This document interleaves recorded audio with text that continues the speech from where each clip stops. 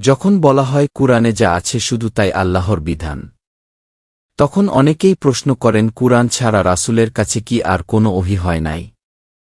এ প্রশ্নের উত্তরে বলতে চাই, কুরআন ছাড়া রাসূলের কাছে এমন কিছু ওহী হয় নাই যেটা আল্লাহর বিধান হতে পারে। কুরআনের কয়েকটি আয়াত থেকে বিষয়টি স্পষ্ট হবে। কুরআনের বাইরে যদি ওহী থাকে বা রাসূলের মুখের কথা যদি আল্লাহর বিধান হয় তবে রাসূলের নিজের জন্য যে বিধান তা তো কুরআনে অন্তর্ভুক্তির দরকার ছিল না। যেমন সূরা আহজাব আয়াত 50, হে নবী, আমরা আপনার জন্য বৈধ করেছি আপনার স্ত্রীগণকে যাদের মাহর আপনি দিয়েছেন এবং বৈধ করেছি ফায় হিসেবে আল্লাহ আপনাকে যা দান করেছেন তাদের মধ্য থেকে যারা আপনার মালিকানাধীন হয়েছে তাদেরকে। আর বিয়ের জন্য বৈধ করেছি আপনার চাচার কন্যা ও ফুফুর কন্যাকে, মামার কন্যা ও খালার কন্যাকে যারা আপনার সঙ্গে হিজরত করেছে, এবং এমন মুমিন নারীকে বৈধ করেছি যে নবীর জন্যে নিজেকে সমর্পণ করে, যদি নবী তাকে বিয়ে করতে চায়। এটা বিশেষ করে আপনার জন্য, অন্য মুমিনদের জন্য নয়, যাতে আপনার কোনো অসুবিধা না হয়। আমরা অবশ্যই জানি মুমিনদের স্ত্রী এবং তাদের মালিকানাধীন দাসীগণ সম্বন্ধে তাদের উপর যা নির্ধারিত করেছি। আর আল্লাহ ক্ষমাশীল, পরম দয়ালু। সূরা আহজাবের 50 নং আয়াতে নবী কাদের বিয়ে করতে পারবেন তা বলা হচ্ছে।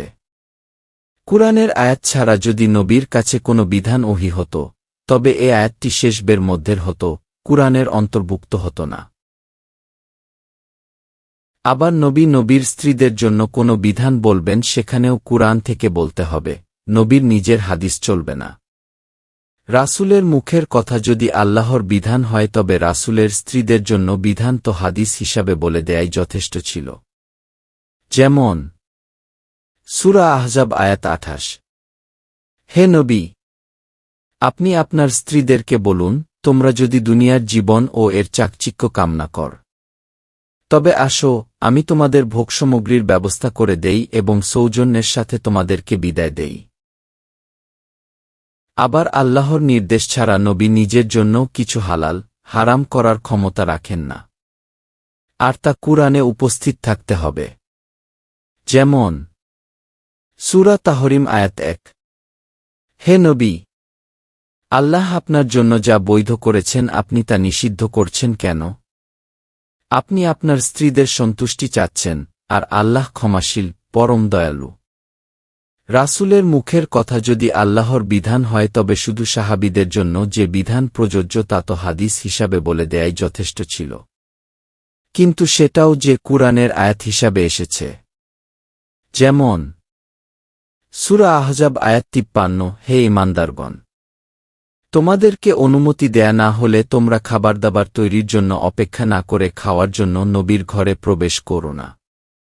তবে তোমাদেরকে ডাকা হলে তোমরা পেশ করো, তারপর খাওয়া শেষে তোমরা চলে যেও, তোমরা কথাবার্তায় মশগুল হয়ে পড়ো না।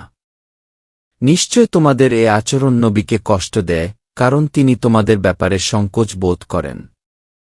কিন্তু আল্লাহ সত্য বলতে সংকোচ বোধ করেন না। তোমরা তার পত্নীদের কাছ থেকে কিছু চাইলে পর্দার আড়াল থেকে চাইবে। এ বিধান তোমাদের ও তাদের হৃদয়ের জন্য বেশি পবিত্র।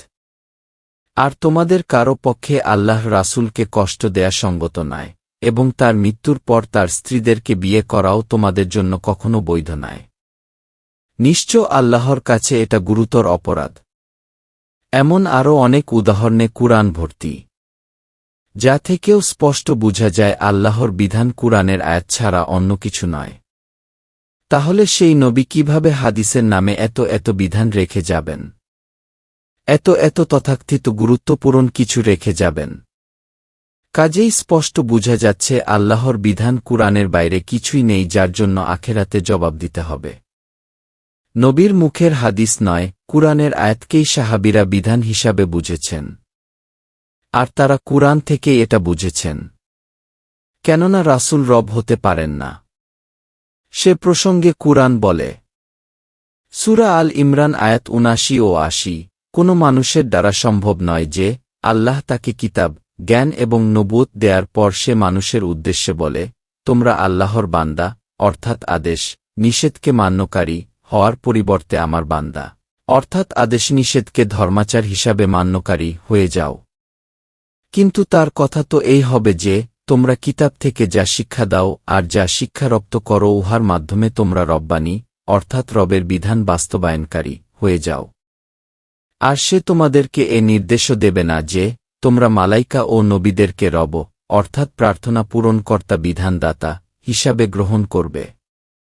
সে কি তোমাদেরকে তোমরা আল্লাহতে সমর্পিত হওয়ার পরও সত্য অস্বীকার করার প্রতি নির্দেশ দিবে?